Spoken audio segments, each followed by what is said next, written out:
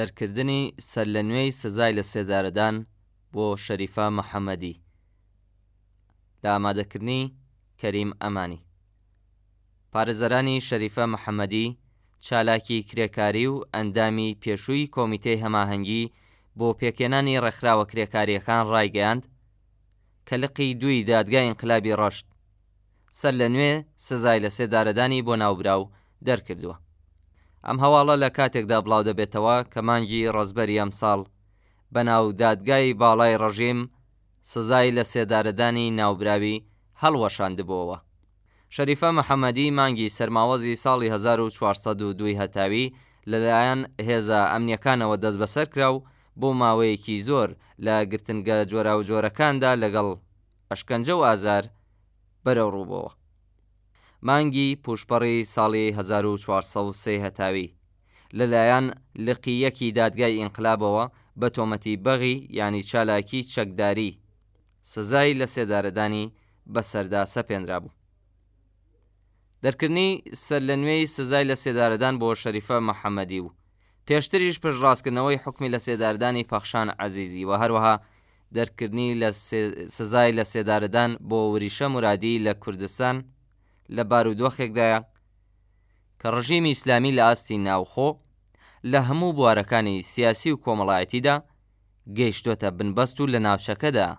لەگەڵ کۆمەڵێک شکستی قەرەبوو نەکراوە بەرەو ڕووبەتەوە و لە ئاستی نێودەوڵەتیشدا بە تەواوی پەراوێز کەوتووە. چڕبوونەوەی گوشارەکان لەسەر کۆمەڵانی خەڵکی ناڕازی و دەرکردنی سزای لە سێدارەدان بۆ هەڵسوڕاوانی بزوتنەوە کۆمەڵایەتیەکان بەشێکە لە پرۆژەیەکی سەرکوتگەرانە کە بە مەبەستی پاراستن و مانەوەی ئەم دەسەڵاتە جینایەتکارە لە بەرامبەر شەپۆلی ناڕەزایەتیە جەماوەریەکاندا بەپێی پلان جێبەجێ دەکرێت. بە تایبەت لە کوردستان کە دژایەتی لەگەڵ نظامی ئیسلامی ڕەهەندێکی کۆمەڵایەتی و جەماوەری بە پانتایی هەموو کۆمەلگا گرتوێتەوە. ڕژیمی ناچار کردووە کە بە بەکارهێنانی بربڵاوترین شێوازەکانی سەرکوت لەوانە دەرکردن و جێبەجێکردنی حکمی لە سێدارەدان بۆ چالاکانی سیاسی و مەدەنی زوتنەوە کۆمەڵایەتیەکان بە خەیاڵی خاوی خۆی ڕێگری بکات لە خەبات و ناڕەزایەتی مافخوازانەی خەڵکی شۆڕژگێڕی کوردستان. ئەوە لە کاتێکدایە کە خەبات و تێکۆشانی ئازادی خوازان بە پانتایی هەموو جوگرافیای ئێران بە شێوەیەکی بێوێنە لێک هەڵپێکراوە و